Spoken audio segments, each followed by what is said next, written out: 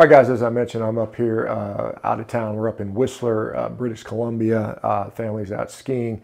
I'm going to stay behind and work, and I'm going to be training. I brought some of the exercise equipment so I can continue to train, which I'm going to bring from my truck and load up in this little, we've got a little small condo we're renting here.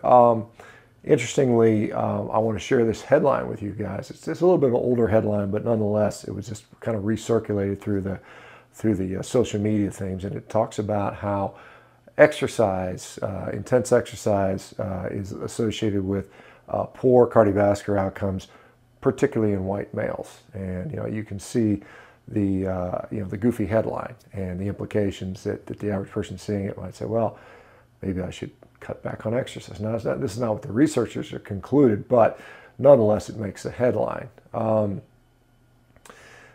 Obviously, clearly would seem to be nonsense here. And the study itself showed that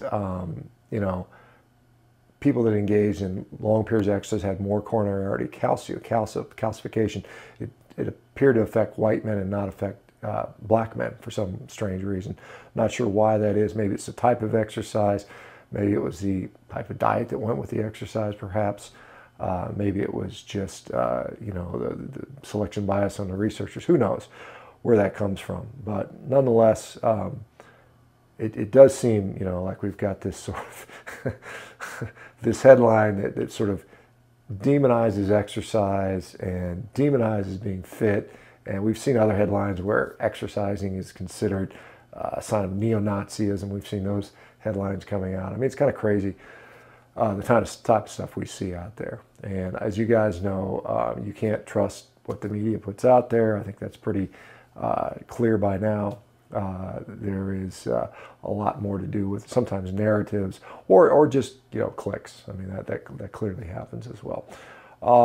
One of the things that this is interesting. Who are the carnivores? I've done some just polling on Twitter now, albeit my audience may not represent the broader carnivore audience. My audience tends to skew more towards males, and probably more towards conservatism with regard to politics. And so I asked some questions about who are carnivores. Age range, the majority of them seem to be between age of 35 and 49. That was the biggest group, with decent amounts younger and older. Certainly, at least in my audience, most of the people on Twitter following me indicated they were male, something like 84% or something like that, 85%. And then the one that was probably a lot of people find the most interesting was the, what political, who do you identify with politically? And by and large, the largest number was conservatives, followed by sort of independent libertarians, and the least most chose was progressive. So for whatever that means, I try not to promote carnivore as a political ideology. I think it's just good nutrition, and whoever decides that that is the message they want to hear is, I guess, what it is. It is what it is. But anyway, all right. Well, let me know what your thoughts are on that. Do you think exercise is killing us? How do you, if you're a carnivore, are you male, female? What are your politics? What's your age range? Let's just further see if we can define these things.